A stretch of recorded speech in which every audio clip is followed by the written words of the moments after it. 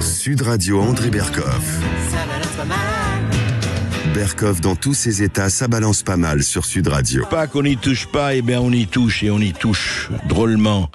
Nous avons été effectivement Esteban Rania qui fait l'émission avec moi et Thibaut Sadler et Manu. Nous avons été alertés par cette vidéo d'une jeune agricultrice de Gironde, Bérénice. Écoutez. Bonjour à tous. En cette mi-mai, j'aimerais vous partager, comme chaque année, les vidéos et les photos de nos vaches qui gambadent dans les prairies avec leurs petits veaux. Également le programme des portes ouvertes que vous attendez tous. Mais la vie en a décidé autrement. Lors du contrôle sanitaire annuel, Hermès, une de nos vaches, a réagi positif au test de la tuberculose bovine. Mycobactérie, transmise chez nous par la faune sauvage, et officiellement le blaireau. Hermès et le reste de notre troupeau ont partagé leurs abreuvoirs avec des chevreuils, leurs prairies avec des sangliers, des blaireaux, des renards et même des lombrics. Tous porteurs aujourd'hui de cette mycobactérie. C'est certainement pas de chance. À ce jour, seule Hermès a été testée positive. Mais le protocole sanitaire français est très clair. Pour éradiquer cette maladie, il faut abattre l'ensemble de notre troupeau. Alors maintenant, après 6 mois d'attente insoutenable, de torture psychologique, nous chargeons nos animaux dans des camions en direction de grands abattoirs industriels car la viande est consommable et nos jeunes animaux vont être euthanasiés. Voilà, la viande est consommable, mais ils vont être euthanasiés. Bonjour Bérénice. Bonjour. Bonjour, on vous a ordonné, dont les autorités sanitaires, vous le racontez dans cette vidéo qui nous a tous touchés, l'abattage des 200 vaches, veaux et bœufs de la ferme de votre ferme à Arvers, en Gironde. Alors, on a vu un cas de tuberculose bovine, et est-ce que c'est la loi aujourd'hui qui dit si on décèle un cas, eh bien tout le troupeau doit être... Est-ce que c'est la loi, tout le troupeau doit être absolument détruit, enfin abattu? Oui. C'est ça. Oui, aujourd'hui c'est le protocole sanitaire français qui est assez ancien, 1960, mais qui a été réactualisé en 2001. Oui. Et donc du coup, quand un animal est détecté, il faut faire un abattage total du troupeau. C'est ça. Et alors, est-ce que vous avez consulté des vétérinaires, les gens, je dirais, de base, qui savent ce dont qu'est-ce qu'ils disent? Parce que effectivement, on pourrait dire oui, mais écoutez, c'est terrible, c'est terrible ce qui se passe. Mais bon, s'il y a une vache contaminée ou un mouton contaminé ou une bête contaminée, ben il faut abattre tout le monde. Est-ce que vous avez sûrement autour de vous des experts, en tout cas des gens que vous connaissez, qu'est-ce qu'ils disent par rapport à ça? Aujourd'hui, pas grand-chose. Mon vétérinaire sanitaire, il est impuissant face à ça. Non, mais pardon Bérénice, je vous dis, qu'est-ce qu'il pense lui? Je vous demande pas ni son nom ni mais in petto, lui, en conscience, ou en tout cas selon l'état de ses connaissances. Non, mais honnêtement, il pense rien. C'est l'état, c'est comme ça. Ouais. C'est un protocole. C'est la règle, et c'est comme ça. Ouais. Et voilà. Aujourd'hui. Et j'ai fait cette vidéo, c'est parce que déjà, je suis arrivée au bout de ce que je peux endurer parce que c'est extrêmement long.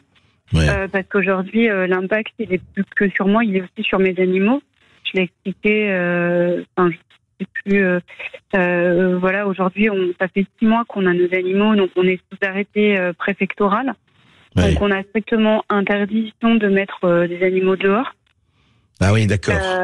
Et en fait, on a tous nos animaux qui sont dedans depuis le 2 novembre. Alors le bâtiment est grand, mais j'ai beaucoup d'animaux. J'ai un fonctionnement où normalement il y a des animaux qui devaient pas être présents tout l'hiver dans le bâtiment. Sauf qu'aujourd'hui, on n'a pas eu le choix. On décide nos stocks alimentaires, donc de foin au mois de juin. Donc on a décidé nos stocks de foin en juin 2023 en fonction de comment je gère la ferme en fait au quotidien, le nombre d'animaux qui vont être présents, ceux qui vont ressortir à l'herbe. Et au 15 avril, normalement, tout le monde regagne les prairies, les petits comme les plus grands. Donc aujourd'hui, ça fait 1 mois et demi que j'ai plus de foin. J'ai un voisin agriculteur qui heureusement a du stock et me fournit. Sauf qu'aujourd'hui, on a du fumier dans le bâtiment qui est extrêmement haut. On n'a plus de paille depuis plus de 15 jours, donc les animaux s'enfoncent dans le fumier. Vous avez combien votre troupeau, enfin consiste de combien d'animaux? 200 au total. Là, du coup, comme j'ai fait quasiment tous les vélages, on va charger à peu près 220 bêtes. On en a déjà chargé, on a encore chargé 45 ce matin. Ouais. Voilà, donc c'est épouvantable à vivre. On est tout seul, on est tout seul. Ce matin, on a chargé avec le chauffeur du camion, avec mon mari, avec mon salarié. Voilà, nos animaux qui rentrent gentiment dans le camion parce que le troupeau est extrêmement câble, parce que c'est 13 ans de travail pour en arriver là. Et que voilà, alors le protocole, c'est abattage total. Je dirais, oui, il y a eu discussion pour un abattage partiel et les éleveurs, alors je ne vais pas rentrer dans tous les détails, mais les éleveurs savent ce que c'est.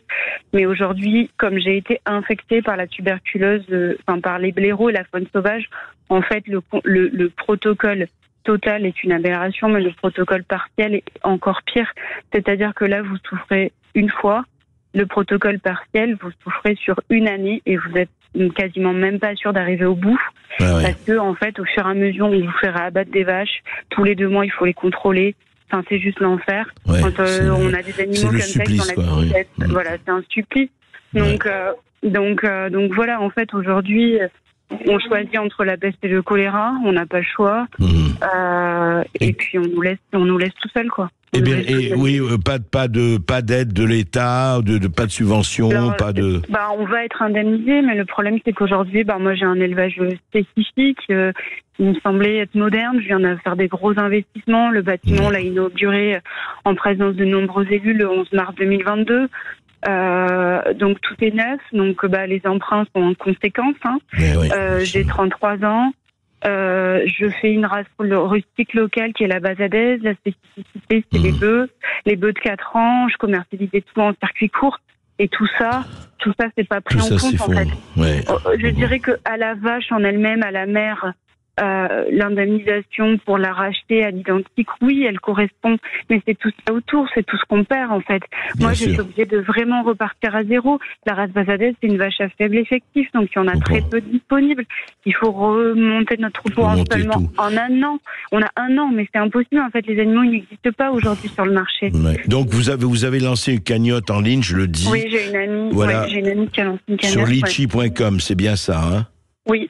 Qui s'appelle Sauvons la ferme de Bérénice. Je dis ça pour nos éditeurs, je dis ça pour tous ceux qui vous écoutent là, et ça me paraît effectivement très très important d'aider. Et surtout, moi j'ai fait ce cri du cœur, comme certains l'ont dit, parce que là aujourd'hui je n'en peux plus, parce que mes animaux n'en peuvent plus, et qu'en 2024 on peut plus accepter ces choses-là. Et je parle peut-être aussi au nom de tous les agriculteurs aujourd'hui, parce que je suis également responsable professionnel, et que moi je peux plus regarder un jeune qui veut s'installer dans les yeux avec des protocoles comme ça, c'est pas possible. Ça décourage, ça peut décourager beaucoup de monde, effectivement, par rapport à... Mais c'est impossible. Moi, il y a 13 ans, on m'avait dit, madame, dans 13 ans, vous aurez un abattage total, mais j'aurais pas fait ce métier, c'est sûr. Merci. On est marqué à vie. Ah oui. Merci Bérénice. Écoutez, j'espère en tout cas que vous pourrez reprendre, et j'espère que votre cagnotte, en tout cas, vous servira, même si effectivement. Et puis il faudrait voir comment. Et là, nous recevrons quelqu'un pour voir un peu ces lois sur l'abattage. C'est quand même important, en tout cas, d'en parler. Nous ne sommes pas du tout.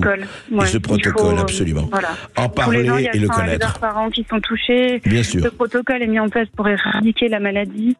Ça fait depuis 2001 que tous les ans, on abat des nouveaux troupeaux et on n'éradique pas du tout la maladie. La maladie accélère, donc je suis désolée, c'est pas efficace. Merci Bérénice. Et pour aider Bérénice, on rappelle le lien de la cagnotte Litchi, Sauvons la ferme de Bérénice sur litchi.com. Merci Bérénice d'avoir été avec nous. On marque une courte pause, on revient dans un instant, tout de suite. Sud Radio Berkov dans tous ses états. Appelez maintenant pour réagir 0826 300 300.